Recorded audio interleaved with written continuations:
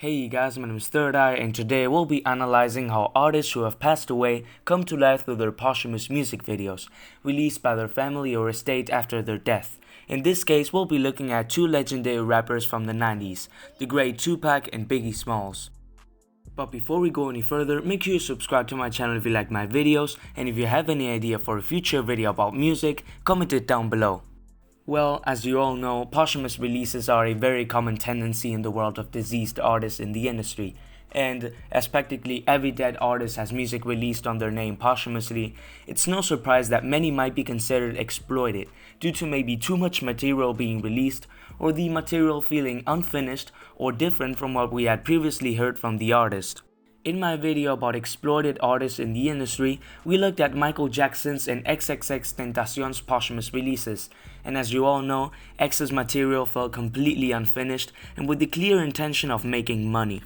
In the first part of this series, when we looked at their posthumous music videos, you could clearly see the exploitation of X reflected on his music videos.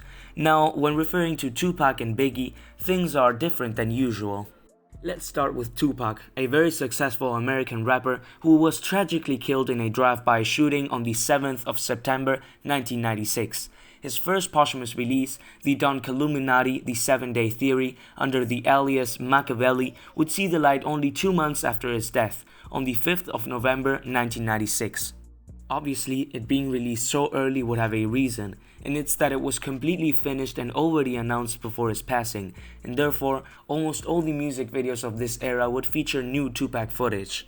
Now, exactly 1 year later, his estate would release his second posthumous album, and first one without his creative input, Are You Still Down or Remember Me, and things would not end there, because they would release another 5 albums in the next 10 years. Let's make it quick. The third one being Still I Rise with Outlawz in 1999, then Until the End of Time in 2001, Better Days in 2002, Loyal to the Game in 2004, and the last one, Pac's Life, in 2006. All these albums sum up to more than 130 tracks and 14 music videos, plus another 6 music videos where Tupac is featured. Now, I don't know about you, but I've never seen anything like this before, because nowadays there are 2 albums on average released after an artist's death, but here comes Tupac with 7. These numbers give us really bad signs of exploitation, and they're not mistaken, because as we go on in time, there's more and more features to fill out the songs, and more remixes to fill out the track list. So let's discover if this exploitation is yet to notice with all these music videos. Now let's just start with the 7-Day Theory era, where Tupac used for the first time his alias Machiavelli. As I said earlier, 2 of these 4 music videos contain new footage, and surprise, they're all approved because of it. But let's talk about them for a bit until we skip to what Tupac's estate really had input on. Toss It Up, his first posthumous single and music video, was released on the 26th of September 1996, same month of his death. I gotta say, it's a pretty simple music video. It features Machiavelli rapping in his garage with loads of cars and women, and also the 4 featured artists in the song. It's not really outstanding from all the music videos that Tupac had released before dying, which I guess fits with the song chosen for the music video, which is also not that meaningful compared to Machiavelli's past material. Same for To Live and Die in LA, the next single of the album, that features Tupac rapping in different scenarios of LA, such as in a car driving or in the streets, as well as some footage of the city. Now, the interesting part of this era for me are these 2 music videos. Tupac's feature on Scarface's Smile, released in February of the next year, and the video for Hail Mary, that would both be the first posthumous music videos without Tupac's input. The video for Smile begins with a long shot of an accident in the streets, with loads of police officers and a BMW 750 vehicle with several bullet holes. Well, you guessed right, it's practically a recreation of the post-murder scenario of Tupac. After this little scene, we transition into the characteristic scenario of the video. Here we see scenes of Scarface playing the role as the Grim Reaper and dressed in black. And when Tupac's part comes in, we see him hanging on a cross being crucified while rapping his additional bars to the track. Tupac is obviously being played by an impersonator, and this crucifixion stands for his late death, and also references the album cover of the 7-Day Theory. A kid walking by notices Tupac hanging there and frees him from the crucifixion.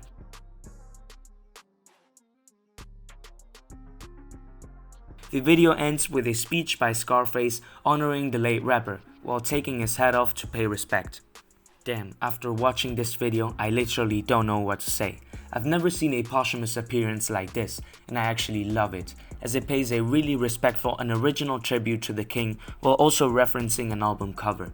Definitely approved. We also got Hail Mary, which is definitely interesting. At the beginning, we see 3 guys playing video games in a pretty big house at night, while we also get some shots of a graveyard where Machiavelli's grave is located. Suddenly, a thunder reaches Machiavelli's grave that breaks in pieces and makes the earth around it crumble. These guys notice the storm around their house, so they decide to split to go check if everything's alright inside and outside the house.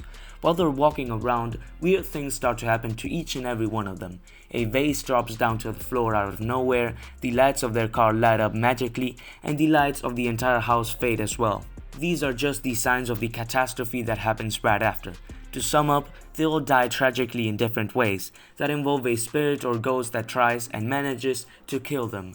With this being said, I think you can all imagine what everything in this music video is supposed to stand for.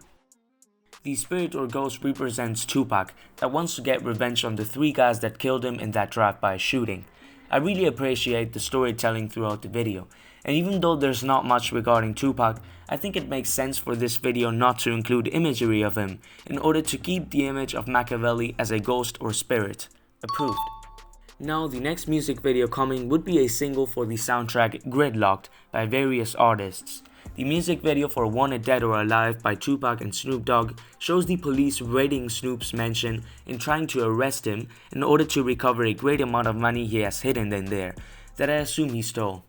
Anyways, Snoopy Doogie Dogg gets away with it at the end, and Tupac's apparition consists in old imagery of him here and then. Even though we actually get to see his image here, unlike the past music video, I think I won't approve this one, as it's not enough for me, and the rest of the clip has barely anything to do with Tupac's persona and legacy. No references, no nothing, just some videos of him played at random times. Now it's turn for the Are You Still Down or Remember Me era at the end of 1997 that has 2 music videos from Tupac and 2 other as a featured artist. The lead single of the album being I Wonder If Heaven Got a Ghetto, whose music video has definitely some important things to go through. The entire music video is shot from a first-person viewpoint of the great man himself, that at the beginning visits a nunnery in New Mexico. The helicopters that appear in the first seconds of the video keep repeating the sentence, rapper Tupac Shakur shot multiple times.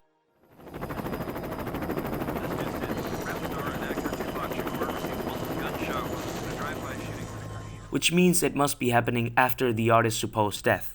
And I say supposed because if you get that viewpoint of Shakur after the news of his passing, the video is either presenting a scenario where Tupac survived his own death or where he raises to heaven. Both versions might completely be possible, as we get references and symbols that can make us believe both of them. The way Tupac approaches the nunnery, exhausted and even fainting, and having to recover for some time in there, can lead us to think that in this scenario he survived. However, in the song he wonders if heaven would contain a special place made for himself, and we also see him driving on a bus with several deceased celebrities, like Elvis Presley, Jimi Hendrix or Martin Luther King Jr., so that can also lead us to think he's in heaven. At the end, we finally get to see his face, which confirms that it was his persona all the time, and throughout the entire video, we get several references that allude Tupac's life and legacy in some way. Just to name a few, the fictional place that Tupac's visiting is called Rukas, which essentially is Shakur backwards. The license plate of one of the cars that appear is 61671, which stands for Tupac's birthday, and at the end we see a clock in the background set to 4:03, the exact same time Shakur passed away. Even though there's, again, not much regarding Tupac, I still have to approve this video for how original the idea is. Not only do they set up 2 possible scenarios, but they also leave the ending open so that we have to decide for ourselves which one of these 2 is the one we believe in. And that is actually really great. And additionally, the amount of references we get to Machiavelli's legacy make us feel like we're watching a video that truly belongs to Tupac. Next track we got on the line is Jon B's Are You Still Down, that has a Tupac feature, and the video is just a normal Jon B music video. Loads of women, cars, and nothing related to Tupac, literally nothing. No references, no footage. It could literally be a music video from any other artist but Tupac, and that's actually a shame, because things been pretty good so far, and this was the first mistake from Machiavelli's estate, and also because Jon B and Tupac knew each other really well and became good friends right before Tupac's death. I think this video is a wasted opportunity to make a great tribute, because I feel like Jon B knew Tupac enough to make things happen the right way, but instead they decided to do this. Oh, actually, during Pac's verse, Jon pours a little liquid to the floor. Wow, how respectful. Nah, not approved.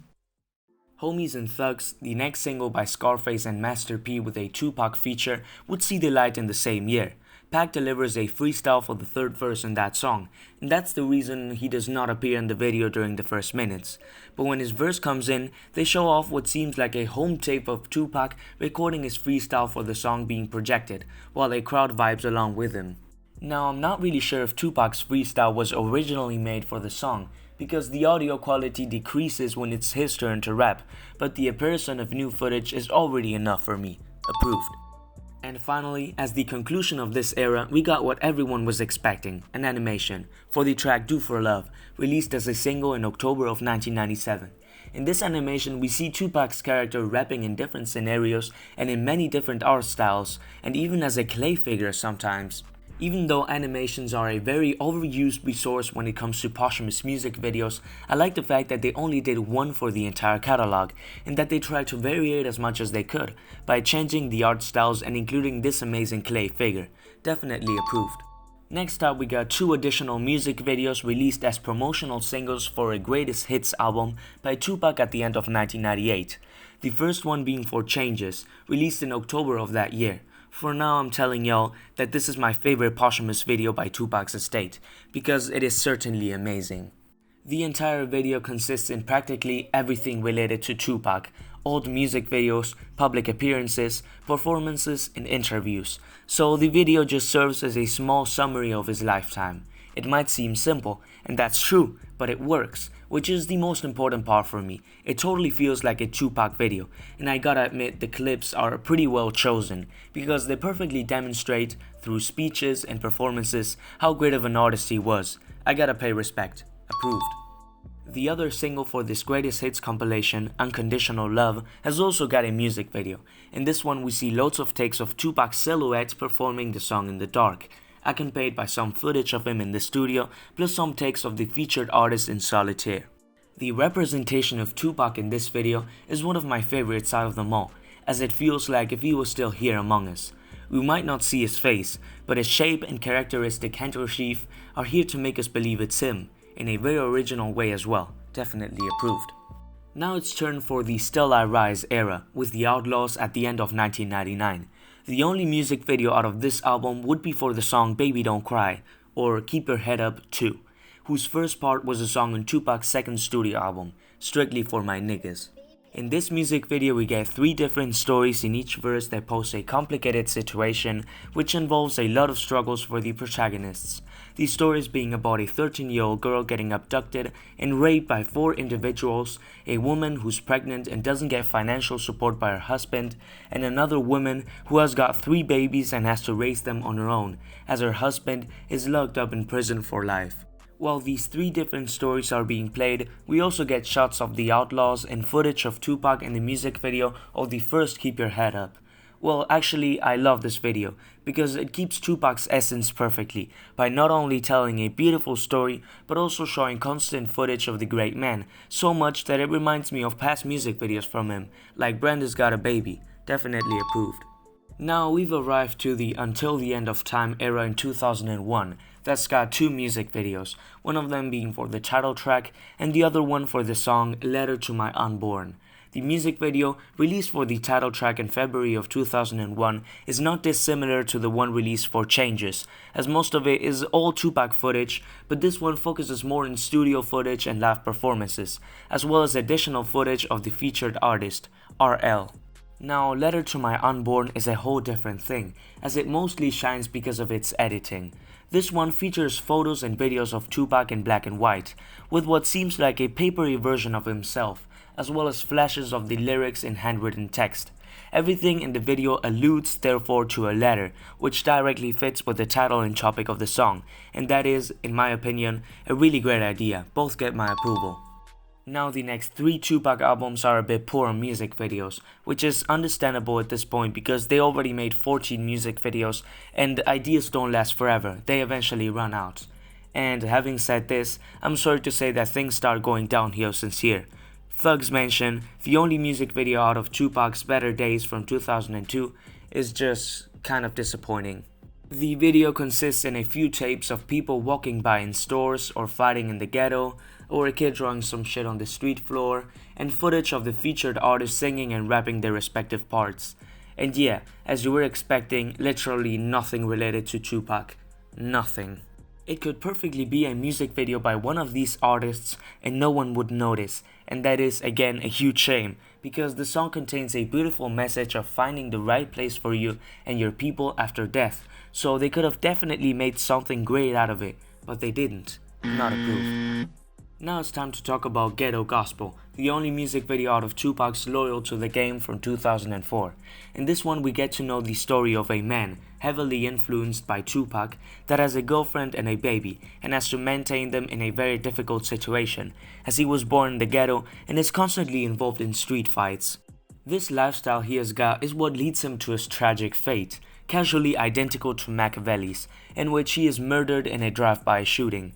I appreciate the storytelling, but again, this song contains a very important message of avoiding conflicts and separations between races, which was completely wasted for the music video. Not approved. Same for The Pledge by Ja Rule, Ashanti, Nas, and a Tupac feature, which is just a normal Ja Rule music video with no Tupac reference at all. Not approved. And now we've got the last era left. Pac's Life, the lead single out of the 2006 album with the same name, features the artists Ashanti and T.I. rapping and singing their respective parts in the Tupac Amaru Shakur Center for the Arts, which was a performing arts center supported by the Shakur Family Foundation. I consider it a great idea to film a music video in there, as the purpose of its creation was maintaining Tupac's legacy from the beginning, and we also get some old footage of Tupac performing and in the studio, so for me it's approved. The next music video, Playa, Cardz Right by Keysha and Tupac, would not only serve as the last music video from Pac's life, but also as a single for Keysha Cole's album called A Different Me. In this music video, we see Keysha Cole singing her part in loads of different scenarios, like a beach or a car, and when Tupac's part comes in, they show off pictures, and only pictures of him while showing also the lyrics to fill in some space. And I think it's obvious to say that that's not enough for me. Not approved. And now the last music video of them all, Unchained with a James Brown feature, was released in 2013 and was part of the soundtrack for the movie Django Unchained. It being made for a movie can already give you expectations for the video, and they're probably right. The entire video just contains footage from the movie, nothing related to Tupac at all, not even images, and that's a no-go, not approved. And that's about it regarding Tupac's estate. To sum up, I want to tell you my overall thoughts on how they treated his legacy. As we saw at the beginning, they grossly exploited him when it comes to music, but when we talk about the music videos, it's inevitable to say that they did a great job, mostly because they practically tried everything. Compilations of old footage, animations, news stories, they're practically an example for other estates for what to do and how to do it the right way. Maybe they even did their job too well, because at the end, for his last music videos, it's clear to see how they ran out of ideas, which is the reason why this last trench was not really approved from my perspective. Anyways, overall I think they did a great job and always tried to vary it as much as they could, and didn't overuse formats like animation, a very common trend for posthumous releases. Now let's talk about the great Biggie Smalls, who was also killed in a drive-by shooting just a few months after Tupac was, on the 9th of March 1997. Since then, we've got 4 posthumous albums released, which is not as much as Tupac, but is still a great amount. The first one being Life After Death, released literally 2 weeks after his passing, due to it being already finished and announced before the tragic news. The first one without his creative input, Born Again, would see the light 2 years later, in December of 1999. Then 6 years later we would get his second posthumous release, Duets, The Final Chapter, at the end of 2005. And finally, 12 years later, on May 2017, his last, The King and I, with Faith Evans, his widow wife. All these albums sum up to 90 tracks and 12 music videos, plus another 2 as a feature.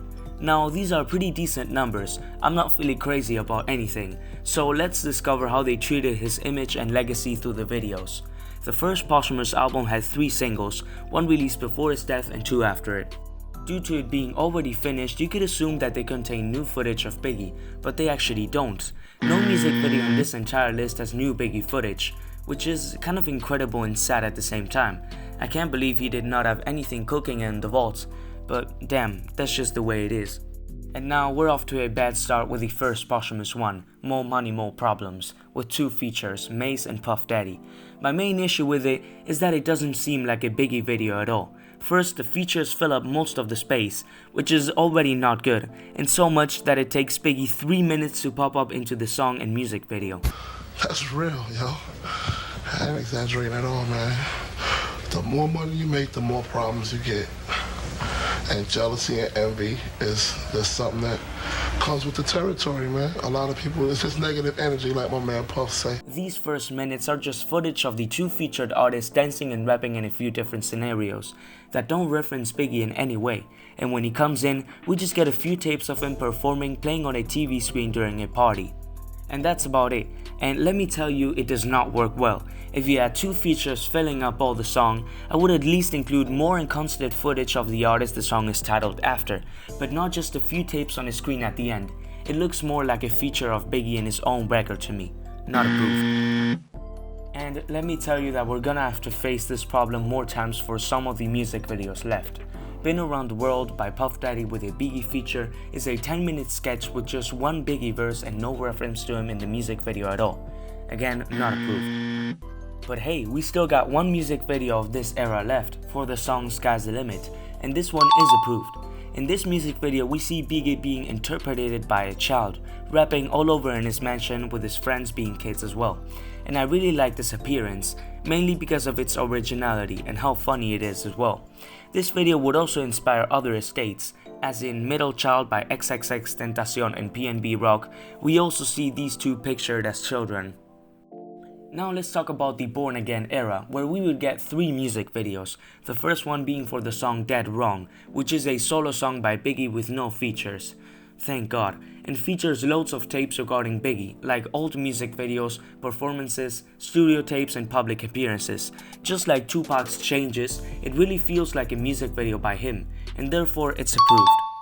And now I have to tell you that I wish I could say the same about the other 2. Biggie, the next single of the album, features the band Junior Mafia, and its music video is just a big mess. The first 3 minutes are basically all the Junior Mafia members rapping their parts in the ghetto, with no Biggie footage, just like in More Money More Problems.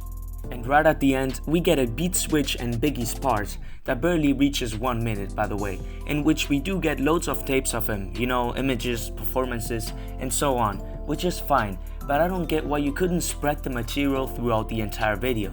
It just makes it seem like a feature again, not approved. And Notorious B.I.G, the next single and music video of the album, is literally the same bullshit once again, the same bullshit. The features take over most of the song and video, which is just some people dancing at a party, and nothing, I repeat, nothing related to Biggie, except for 1 image at the end. Not f***ing approved. Now, do you expect the duets era from 2005 to be any different? Well, no, it's the same bullshit once more. Nasty Girl has literally got 4 features, and the music video consists in another party with just some Biggie image in the background. So pathetic. Spit Your Game, the next single, is another one with 4 features and a party, but this one actually shows constant Biggie footage, mostly out of old music videos, but I can't approve it, I just can't. Please listen to what they did to Biggie's voice on the hook.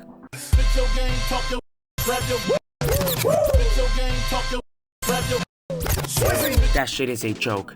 Look, not that I'm against the idea of censoring songs, but if you want to censor Biggie's material, don't choose this song to make a video of, because all the swearing you censored makes the song unlistenable. It's literally garbage, and at least I'm proud I'm not the only one who thinks this way. Just take a look. The only music video out of this era that is kind of decent is the one released for Hold Your Head, a collaboration between 2 legends, Biggie and Bob Marley. It is filmed in Jamaica, and in this one we get to see what the street life of many Jamaicans born in the ghetto looks like. Plus we get footage from both Marley and Biggie, mainly live performances that are projected on the buildings at night, which for me looks kind of really good, definitely better than just showing the footage on screen. This one gets my approval. Now we still got 5 music videos left, and I really consider that they're not worth to talk about, so let's just make this as quick as possible. Relax and Take Notes by 8Ball and MJG with a Biggie feature is a normal music video with barely anything related to Biggie, not approved. Next we got the King and I era with Faith Evans and 4 music videos, with 3 of them, When We Party, New York City and 10 Wife Commandments, barely showing anything related to Biggie Smalls. They either show footage of parties, shots of New York City, and the respective parts of Faith Evans and the featured artist rapping. Therefore, these 3 are all not approved, which is just a f***ing shame, because literally Faith Evans, Biggie's wife for 3 years, must be one of the closest people to Biggie while he was alive. And with the knowledge that she has, she could have been able to make things happen the right way for all the music videos, but she failed with 3 of them. And yeah, I said 3 because the music video for Legacy is actually pretty great. In this one we get loads of tapes of Biggie and his wife, while in the song's lyrics we also get some pretty beautiful words by Faith regarding her husband. She talks about her lovely relationship being interrupted by the rapper's tragic death, and her feeling the need to maintain his legacy and spirit alive as much as she can. Well, she didn't do a good job at the end, but at least I'm glad she managed to make one decent music video out of this entire era. Approved. Well, damn, I think you could clearly see the difference out of these 2. Even though Pac's estate released the crazy amount of 8 albums after the artist's passing, you could clearly see how they tried their best to treat his legacy in a respectful way through the music videos, and they obviously succeeded, because they did in fact a great job. But Biggie's estate clearly just stained his legacy by releasing the most repetitive and boring music videos, full of unnecessary features and with almost no Biggie footage in most of them. To me it just smells like a huge desire of making money. If you really like this video, let me know in the comments, because I might do more parts analyzing the posthumous music videos from artists like Lil Peep, Pop Smoke, Juice WRLD or Mac Miller. Until then, bye, see you around.